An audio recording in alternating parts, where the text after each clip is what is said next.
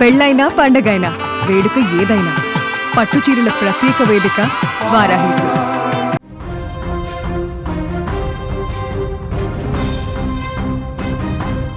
ప్రతి ప్రయాణం సంతోషంగా సాగాలని కోరుకుంటాం, కానీ కొన్నిసార్లు ఆ ప్రయాణం విషాదంతో ముగుస్తుంది.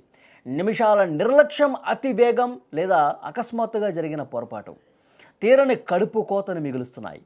రోడ్డు ప్రమాదం రూపంలో మృత్యువు కాటేస్తే ఆ కుటుంబం జీవితాంతం కోలుకోలేని దుఃఖంలో మునిగిపోతుంది. ముఖ్యంగా ఒకే కుటుంబంలో అనేక మందిని కోల్పోతే ఆ బాధ మాత్రం ఇంకా వర్ణనాతీతం. ఇలాంటి దారుణమైనటువంటి ఘటన ఆంధ్రప్రదేశ్లో జరిగింది. మంత్రాలయం శ్రీ రాఘవేంద్ర స్వామి దర్శనం కోసం వెళ్తున్నటువంటి ఒక కుటుంబం మృత్యువు ఒడికి చేరింది. కర్నూలు జిల్లా ఎమ్మిగనూరు నియోజకవర్గం పరిధిలో ఈ రోడ్డు ప్రమాదం జరిగింది. స్థానికంగా ఉన్న కొటేకల్ గ్రామం సమీపంలో 2 కార్లు అతి వేగంగా ఢీకొన్నాయి. ఈ భయంకరమైనటువంటి ప్రమాదంలో ఒకే కుటుంబానికి చెందిన 5గురు మృత్యువాత పడ్డారు. 2 అమాయక చిన్నారులు కూడా ఉండటం మరింత బాధ కలుగుతోంది. దృశ్యాల్లో కూడా చూస్తూ ఉన్నారు. కారు ఏ విధంగా నుజ్జు అయిపోయిందో చూస్తున్నారు. ముందు పాటు మొత్తం కూడా ఏ విధంగా తునాతునకలు అయిపోయిందో. ఆన్ ది స్పాట్ 5గురు చనిపోయినట్టుగా సమాచారం వస్తుంది. ప్రమాదానికి సంబంధించి మరింత ఇన్ఫర్మేషన్ తెలుసుకుందాం. మా ప్రతినిధి కిరణ్ సిద్ధంగా ఉన్నారు ఫోన్లలో. కిరణ్, చెప్పండి. కర్నూలు జిల్లాలో ఘోర రోడ్డు ప్రమాదం చోటు చేసుకుంది. ఎమ్మినూరు మండలం కొట్టెకల్లు దగ్గర 2 కార్లు ఢీకొనడంతో అక్కడికక్కడ 5 మంది మృతి చెందారు.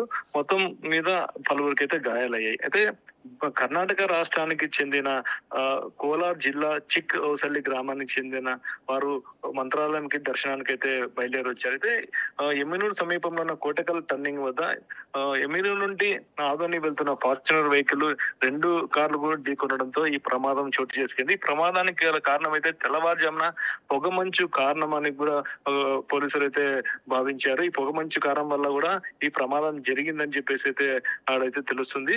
ఎట్టకేలకు మంత్రాలయం దర్శించుకోవడానికి వెళ్తున్న కుటుంబ సభ్యులు మొత్తం కూడా ఒకే కుటుంబ సభ్యులు మొత్తం 5 మంది మృతి చెందడం అనేది తీవ్ర విషాద ఘటనలు అయితే చోటు చేసుకున్నాయని చెప్పొచ్చు. అయితే ప్రస్తుతం వాళ్ళ బంధువులకి ఇన్ఫర్మేషన్ అందించారా ఈ ప్రమాదానికి సంబంధించి?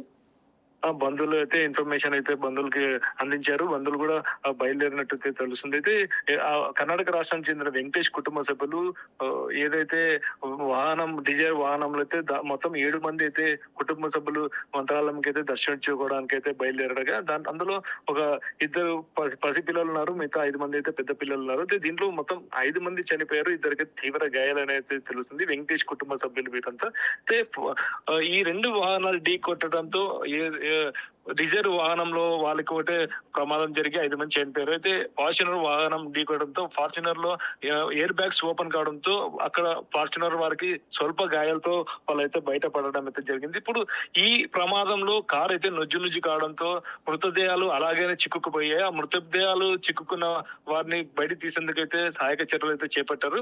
మొత్తం మీద బంధువులకి ఇక్కడే ఏదైతే రోడ్లోనే మృతదేహాలకి పోస్ట్మార్టం చేసి బంధువులకు అప్పచెప్పే ప్రయత్నంలో అయితే అధికారులు అయితే సిద్ధం చేస్తున్నట్టయితే తెలుస్తుంది. గతంలో మనం చూడొచ్చు, చిన్న టేకూరు దగ్గర వద్ద బస్సు ప్రమాదం జరిగిన వెంటనే ఎక్కడైతే ఆ మృతులకి అక్కడే పోస్ట్ మార్టం చేసి అక్కడ కొంచెం అన్ని కూడా సైంటిఫిక్ గా మొత్తం నమూనాలు తీసుకొని మళ్ళీ తరలించారు. ఇక్కడ కూడా సేమ్ అదే పద్ధతిలో రోడ్లోనే పోస్ట్ మార్టం చేసి అంటే బంధువులకు అప్పచెప్పే ప్రయత్నాలు అయితే అధికారులు అయితే సిద్ధం చేస్తున్నారు. అయితే కిరణ్, షిఫ్ట్ డిజైర్లో ఉన్న 7గురిలో 2 చిన్నపిల్లలు అని చెప్పారు కదా, చిన్నపిల్లల పరిస్థితి ఏంటి? చిన్నపిల్లలు ఒక బాబు అయితే చనిపోయినట్టు తెలుస్తుంది. మిగతా వాళ్ళు 4 పెద్దవాళ్ళు అనేది తెలుస్తుంది.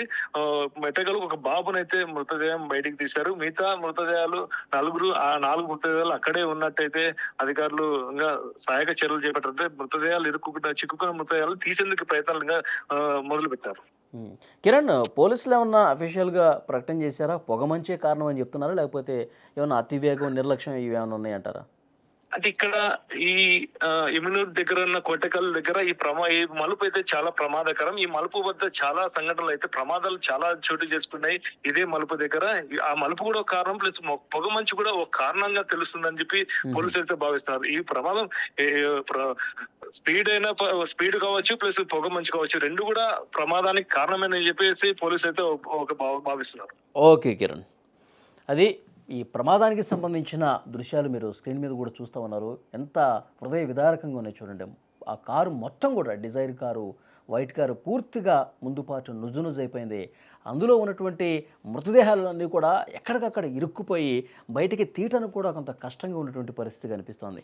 ఇంకా అక్కడ రెస్క్యూ చేస్తూ ఉన్నారు. అక్కడ పోలీసులు మీకు అక్కడ ఉన్నటువంటి స్థానికులు అందరూ కూడా అందులో ఉన్న మృతదేహాల్ని అతి కష్టం మీద బయటకు తీస్తున్నటువంటి పరిస్థితి ఉంది. పూర్తిగా అందులో ఉన్నటువంటి ప్రయాణికులు ఎవరైతే ఉన్నారో వాళ్ళందరూ కూడా పూర్తిగా ఏ పార్ట్కి ఆ పార్ట్ శరీర భాగాలు కూడా తునాతునకలైపోయినట్టుగా తెలుస్తోంది. బంధువులకి సమాచారం అందించారు. బంధువులు కూడా వస్తూ ఉన్నారు. On the spot post mortem కూడా నిర్వహించి అక్కడి నుంచి అక్కడికే బంధువులకి ఆ మృతదేహాల్ని అప్పగించే పరిస్థితి ఉన్నట్టుగా తెలుస్తుంది. అంటే ఈ పొగమంచు కారణంతో జరిగినటువంటి ప్రమాదంగా పోలీసులు ప్రాథమికంగా చెప్తా ఉన్నారు. వీళ్ళు మంత్రాలయానికి వెళుతుండగా, దైవ దర్శనం కోసం వెళుతుండగా ఈ ప్రమాదం జరిగింది. మొత్తం కూడా వీళ్ళ బంధువులు, ఇతర కుటుంబ సభ్యులందరూ కూడా శోకంలో మునిగిపోయినటువంటి పరిస్థితి. దైవ దర్శనానికి వెళుతున్నటువంటి క్రమంలో ఒక్కసారిగా ఈ ప్రమాదం జరగడంతో, ఆ దేవుడి దగ్గరికి వెళ్తున్నటువంటి క్రమంలో జరగడంతో నిజంగా వాళ్ళ బాధ ఇంకా ఎక్కువైపోతుంది. రాఘవేంద్ర స్వామిని మనం నమ్ముకుంటాం కదా, ఎందుకు ఈ విధంగా ఆ దేవుడు చేశాడని చెప్పి వాళ్ళు కన్నీళ్లు పెట్టుకుంటున్నటువంటి పరిస్థితి కూడా ఉంది. కుటుంబ సభ్యులు వే ఉన్నారు. వాళ్ళు ఇంకా ఆ ప్రమాద ఘటనా స్థలానికి ఇంకా చేరుకోలేదు. మరొక గంటలో వెళ్ళే అవకాశం కనిపిస్తుంది. పోలీసులు అయితే వాళ్ళకి ఇన్ఫర్మేషన్ ఇచ్చారు. అయితే ఫార్చునర్ కార్ని ఢీకొట్టడంతో ఫార్చునర్ కార్లో ఉన్నటువంటి ఎయిర్ బ్యాగ్స్ ఓపెన్ కావడం వల్ల అందులో ఉన్న ప్రయాణికులు వాళ్ళు స్వల్ప గాయాలతోనే బయటపడ్డట్టుగా సమాచారం వస్తుంది. కానీ ఈ డిజైర్ కారు మొత్తం ఏ పార్ట్గా పార్ట్ పూర్తిగా అసలు ఏ విధంగా ఛిద్రమైపోయిందో చూడండి. స్క్రీన్లో మీరు చూస్తుంటే ప్రమాద తీవ్రత ఏ స్థాయిలో ఉందో అని కూడా అర్థమవుతుంది. ఇంకో బాధాకరమైనటువంటి విషయం అంటే అందులో 2 చిన్నపిల్లలు ఉన్నారు. ఆ చిన్నపిల్లల్లో ఒక బాబు ఆన్ ది స్పాట్ చనిపోయినట్టుగా తెలుస్తుంది. ఇంకా మిగతా వాళ్ళ పరిస్థితి ఏ విధంగా ఉంది? 7గురిలో 5గురు చనిపోయారు. 2 పరిస్థితి అత్యంత విషమంగా ఉన్నట్టుగా సమాచారం వస్తుంది. సో వాళ్ళని హుటాహుటిన ఆసుపత్రికి కూడా తీసుకెళ్లి చికిత్స అందిస్తున్నారు. వాళ్ళకి సంబంధించిన అప్డేటు మరొక గంటలో వచ్చే అవకాశం ఉంది.